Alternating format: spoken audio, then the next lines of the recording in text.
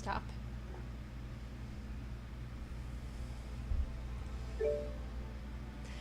Hello, everyone! Welcome back. This is the second How to Mage in LFR stream for the Tomb of Sargeras. What we are conquering today, everyone, is the Wailing Halls. Woo! Gonna lay down another one of the pillars of creation. Gonna do the adventure guide review before we queue. And yes, as you can see, the Mage Tower is on fire. No big deal, just another day in Azeroth.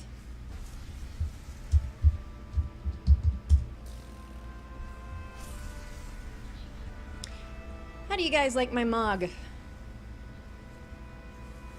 Kind of an angelic look there. I'm in disguise.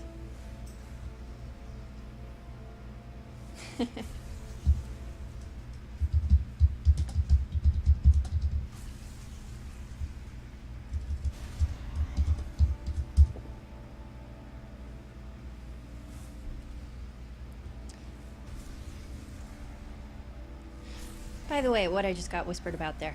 On Thursday will be the next stream. Going to be doing the Time Walking Raid. Black Temple. Gonna start meeting up at 3. And yes, as I said, that will be live streamed. Gonna get rolling at 4. So if you have a Horde side tune and you want to come along, poke me.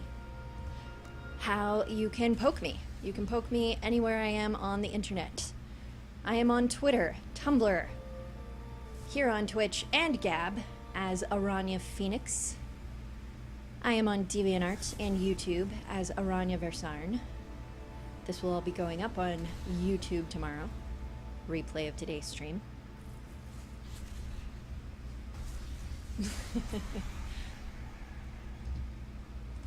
Who's in the chat right now? Hello! I require Aranya emoji to use on Twitch, thanks. Yes, I need to get that designed. Still debating between Starry Flame or Flaming Star. I definitely want both in eventuality. Definitely.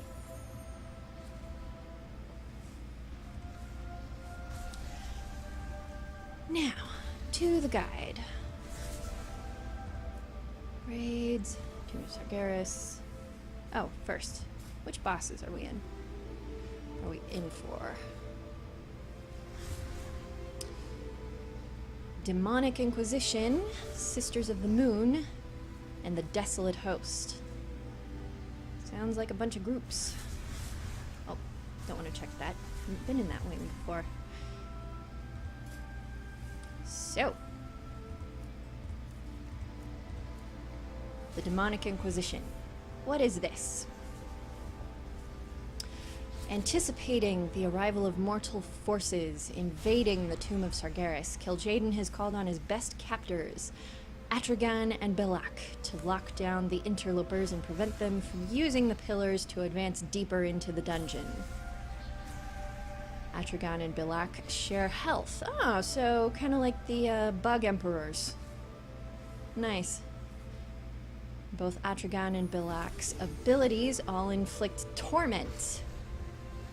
What is torment? Torment increases when attacks and abilities from Atragan and Belak strike players. Players that reach full torment are afflicted with unbearable torment and must confess in order to remove the effect. Wow. That just sounds so wrong. Confess! I don't know, I got a lot of sins to confess. I mean, we could be there a while. Reaching full torment. Just saw that. Unbearable torment. What's that got? Unbearable torment. Unlimited range. Ooh. The Inquisition has broken you. All damage done is reduced by 20%, your chance to hit is reduced by 90%, and your healing done is reduced by 25%, and all damage taken is increased by 90%. Yeah, that does sound pretty unbearable. Howdy, howdy to you too! Always happy to see you there, Aquilas. And happy to see you here too, Robert. Okay. What does DPS need to know? Confess. You confess your actions against the Legion to the Demonic Inquisition and are transported into Bilak's Fell prison. Confess your actions against the Legion. Wow, I've got a laundry list and a reputation that goes all the way back to Burning Crusade here. All kinds of things. I mean, mana tap, ruthless killing, all those poor little demon snacks that I've done in.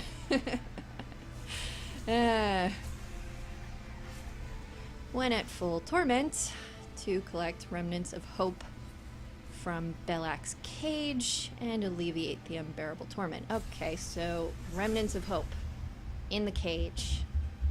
Good to know.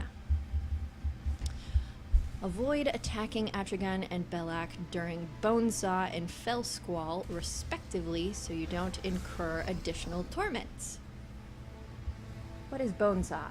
Channeled, inflicts 2 million physical damage and 4 torment to nearby enemies. At 400k to all enemies every 2 seconds. Wow. Atragon's movement speed is slowed by 75%. Attacking Atragon during Bonesaw causes the attacker to gain torment. Okay, so no touchy. Fell Squall inflicts 2 million fire damage. Don't stand in the fire. All that torment, all that fire. So, physical dot and fire dot, and you will be tormented. Avoid standing near allies when afflicted with echoing anguish. What's this?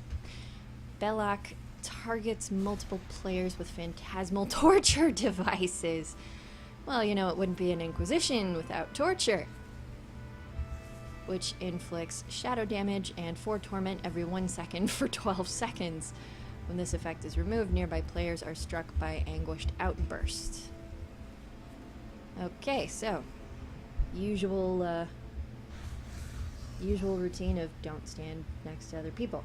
Interrupt pangs of guilt. Pangs of guilt. I would love to interrupt pangs of guilt. Belak hurls painful bolts of manifested guilt at his enemies, inflicting shadow damage to each target. Well, these guys sound so lovely already. Healers. What do healers need to know? Confess. Stagger, dispelling, echoing anguish. To spread out the damage caused by anguished outburst. Aha, so this is what it is. Tormenting energy bursts forth from the affected player, inflicting shadow damage and 10 torment to players within 8 yards. So that's why you don't stand next to other people. Because that's what's going to hit them. Who is calling me? No one should be calling me.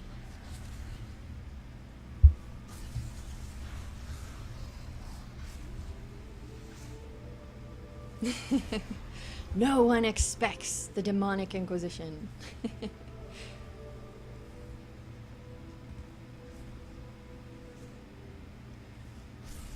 Alright. And tanks. Confess, torment, unbearable torment, coordinate with the other tank, so only one has to confess at a time. Yeah, because if you both go and confess, we're without a tank. And that's bad. Avoid attacking, Atragon, more torment, dots, channels, etc. Sisters of the Moon. The Sisters of the Moon served as wardens for the temple long before the avatar of Sargeras was buried beneath it. Even in death, the sisters maintained their vigil, but over the millennia, something twisted their ability to distinguish friend from foe. Their madness slowly consumed them, and now any who enter their sacred chambers are put to death. Well, I suppose that's what happens when you have the father of all demons sleeping eternally in your sacred space. Badness happens. The Sisters of the Moon are trapped in a fading incorporeal state, bound together and sharing health. Oh, they share health too. I'm noticing a pattern here. Are you guys noticing a pattern here? Shared health. Between them, they maintain only enough power to sustain the physical form of one of them at a time. Oh, good. So it's not all three of them. Huntress Kasparian, or however that's pronounced. I just like, how it sounds the way I say it. Kasparian initiates the fight, followed by Captain Yathe Moonstrike at 70% health remaining, and then followed by Priestess Luna Spire at 40% health remaining. So they swap. Kind of like pets in pet battles, you swap. The floor of the Font of Elune is a projected moon that changes through the moon phases. At full moon and new moon, the Font of Elune empowers the incorporeal Sisters of the Moon to use Glaive Storm, Incorporeal Shot, and Embrace of the Eclipse. Ah, that sounds like fun themes. So what's the font? The floor of the font continually changes through the phases of the moon. Standing in the light side of the moon will stack Lunar Suffusion every 3 seconds, while standing on the dark side of the moon will stack Umbra Suffusion every 3 seconds. Oh, that sounds kind of like my legendary shoulders. Switching from one side of the moon to the other clears all stacks of Suffusion and triggers Astral Purge. So don't stand in one spot for too long, I am supposing from this.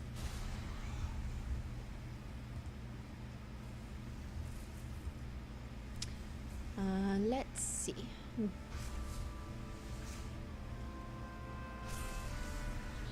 At full moon and new moon, the font empowers. Okay. Throws a glaive that shatters into multiple glaives, each inflicting millions of arcane damage to everyone it hits.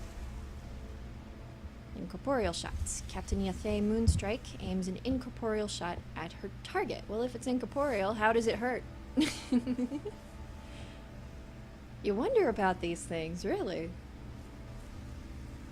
Inflicting shatter damage to the target after 6 seconds. So, kind of a bomb. It's a bomb spell. It's got a ticker and then it goes boom. Players cannot move between players can move between her and her target, disrupting her aim and causing the damage inflicted to be split among all intercepting players on the target. So, you stack for that. That's where you do stand next to other people. Embrace of the Eclipse.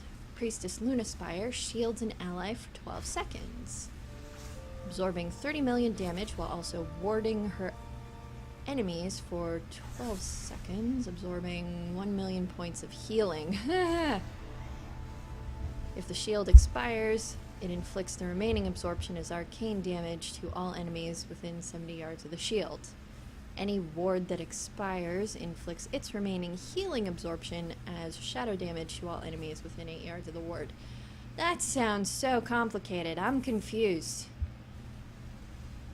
All I got from that was bad. Buff, debuff, bad. Let's see if the rest can clarify here. God, today is so hot. My throat's all dry. Nah.